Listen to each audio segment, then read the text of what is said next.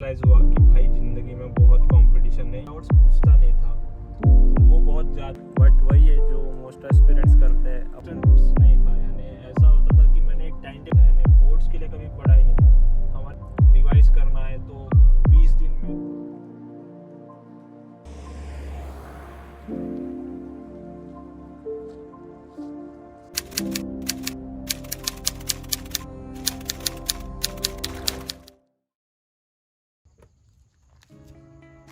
Hello everyone, कैसे आप लोग। मेरा नाम चिन्मय है और आज मैं आप लोगों के साथ मेरी जेई जर्नी का पार्ट 2 शेयर करने जा रहा हूँ। तो आज मैं आया हूँ मेरी one of the most favourite जगहों पे। जैसे कि आप लोग देख सकते हो, बहुत अच्छा व्यू आता है यहाँ से। तो यहाँ पे एक छोटी सी ट्रैक है, तो वो ट्रैक करते करते मैं आप लोगों के साथ जो भी मेरी जेई की जर्नी है वो शेयर करूँगा। सो ये हमारे ट्रैक का स्टार्ट पॉइंट है यहाँ से, और ऐसे ही थोड़ा जंगल में से जाके होता है। So let's go.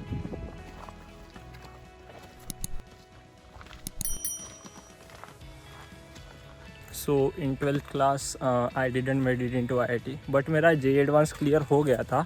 तो ऐसा था कि अब जेई एडवांस क्लियर हो गया बट आईआईटी नहीं मिला, तो I was looking for some other colleges options. तो उसमें मुझे पता चला कि IISER करके भी एक कॉलेज होता है। सो मैंने उसके बारे में रिसर्च किया थोड़ा, and I got to know कि वो थोड़ा अच्छा कॉलेज है। तो मैंने उसके लिए अप्लाई कर दिया और मुझे IISER तिरुवनंतपुरम में सीट मिल गई। तो फिर मैंने वहाँ पे एडमिशन कर लिया, and with a heavy heart, क्योंकि मेरा IIT नहीं हुआ था तो बहुत दुख था उसके लिए। बट बोला चलो ठीक है, आईसर में पढ़ेंगे। तो मैंने एडमिशन कर लिया, बट मुझे बिल्कुल भी खुशी नहीं थी। मेरे अंदर ही अंदर ऐसे लग रहा था कि मुझे IIT ही जाना है। मुझे पता था I can do it, but वही था कि अब नहीं होगा। तो फिर मैं ऐसे नींद वगैरह नहीं आती थी, बहुत सारी रातों को ऐसे एकदम जाग जाग के निकल जाती थी।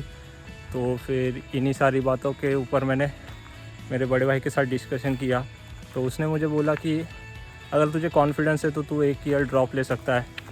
But back of the mind मुझे ये भी ख्याल आ रहे थे कि अगर मैंने ड्रॉप ले लिया और उस साल भी नहीं कर पाया तो ये भी कॉलेज चला जाएगा, जो कि अच्छा है।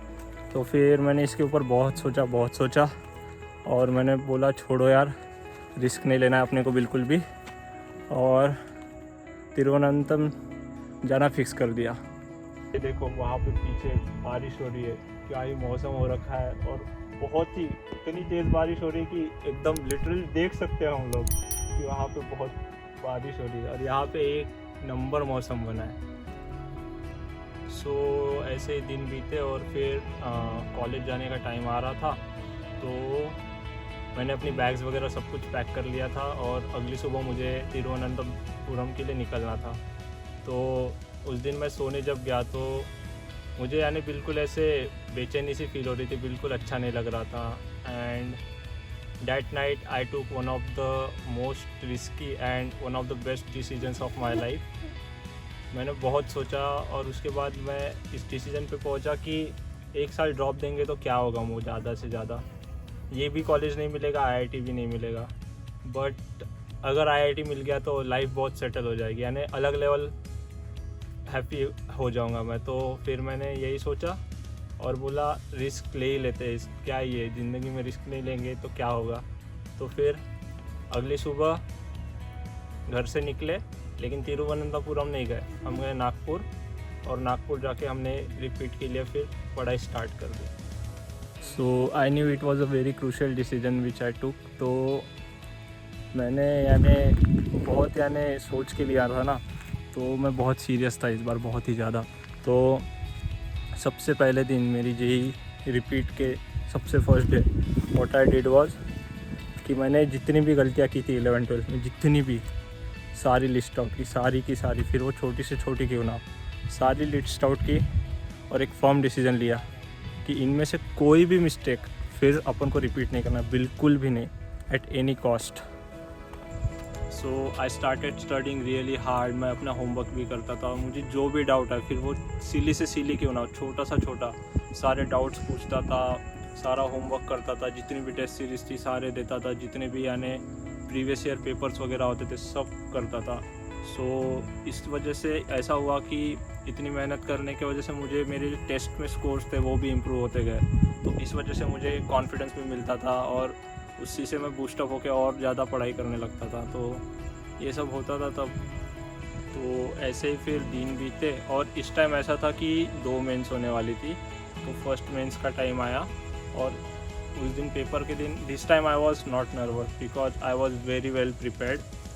बहुत टेस्ट सीरीज दी थी, बहुत क्वेश्चन सॉल्व किए थे, सब कुछ किया था। तो आई गेव द पेपर और उसमें मेरा बहुत अच्छा स्कोर आया। सो मैं बहुत खुश था उसकी वजह से एंड इसके वजह से मेरा कॉन्फिडेंस भी बहुत बूस्टअप हो गया। लेकिन इसके वजह से थोड़ा सा प्रॉब्लम हो गया कि इतना ज़्यादा कॉन्फिडेंस बूस्टअप हो गया कि मैं पढ़ाई करते समय ऐसे करने लगा कि ये भी किया है, वो भी किया है, कितनी बार यही रिवाइज़ करूँ। तो उसकी वजह से थोड़ा सा मेरा जो स्टडीज़ में था वो यानी थोड़ा बैकलॉग टाइप हो गया था, बट मुझे रियलाइज़ नहीं हुआ उस टाइम। तो ऐसे ही फिर इसी कॉन्फिडेंस के साथ मैं सेकंड मेंस के लिए भी गया और सेकंड मेंस के वक्त जब मैंने पेपर दिया तो मुझे बहुत कॉन्फिडेंस था कि ये तो पहले से बेटर हुआ है, इसमें तो बहुत अच्छे मार्क्स आएंगे। बट लेकिन जब सेकंड मेंस का रिज़ल्ट आया तो मैं तो पूरा शॉक में चला गया क्योंकि उसमें पहले मेंस से बहुत गंदे मार्क आए थे।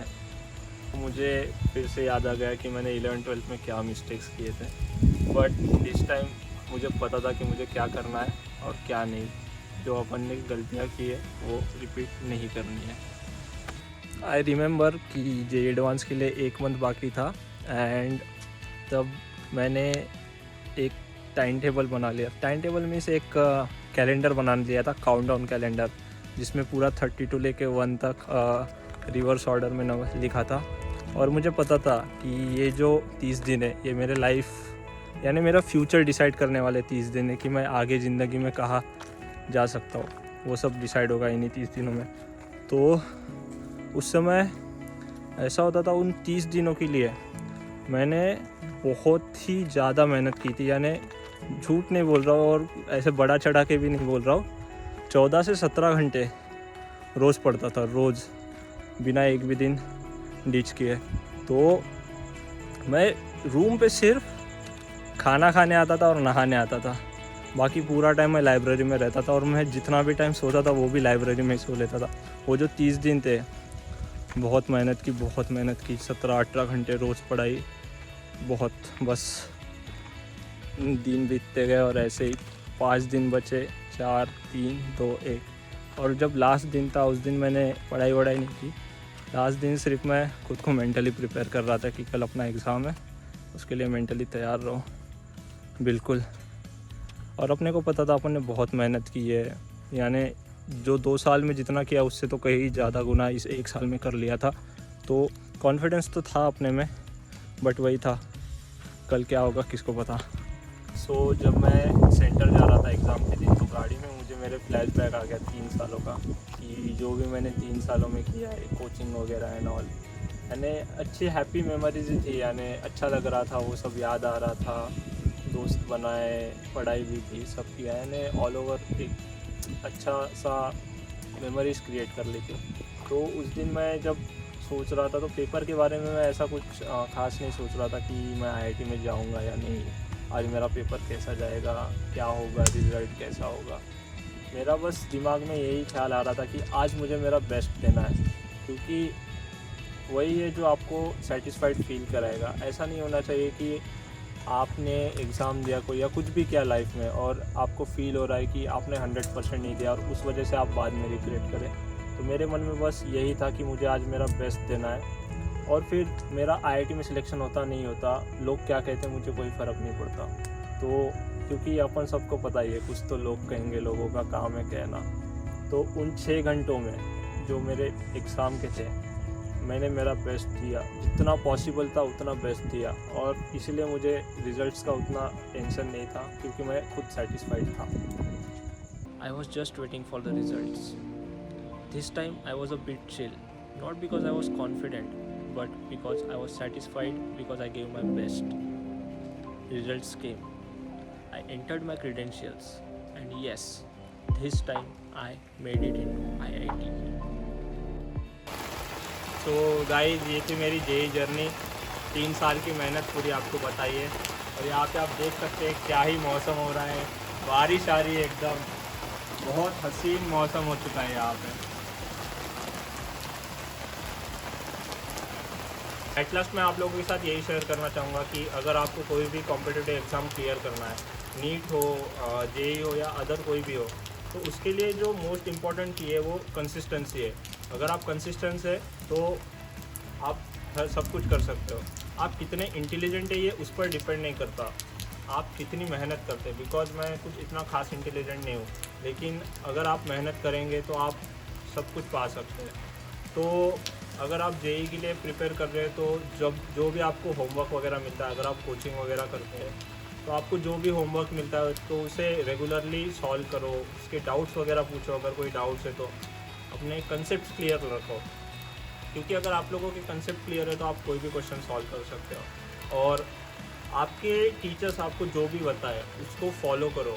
यानी मेरे टाइम पे ऐसा होता था कि टीचर ये बता रहे लेकिन हम इग्नोर कर देते थे, हम सोचते थे ये क्या बताएंगे।